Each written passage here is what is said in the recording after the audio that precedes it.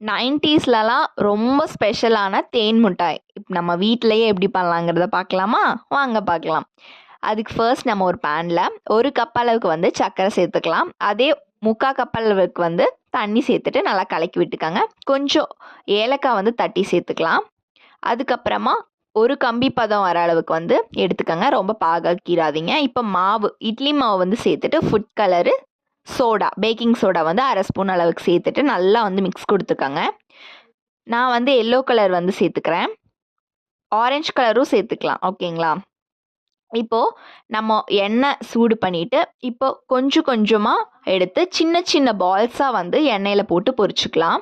நல்லா ப்ரௌன் கலரில் ஆனதுக்கப்புறம் எடுத்துட்டு இப்போ நம்ம வந்து ஜீராவில் போட்டுக்கலாம். போட்டுட்டு ஒரு 1/2 மணி நேரம் நல்லா ஊற வச்சுட்டு அதுக்கப்புறமா எடுத்திங்கன்னா சூப்பரான 90ஸ்லலாம் ரொம்ப ஸ்பெஷலான தேன் மிட்டாய் ரெடி.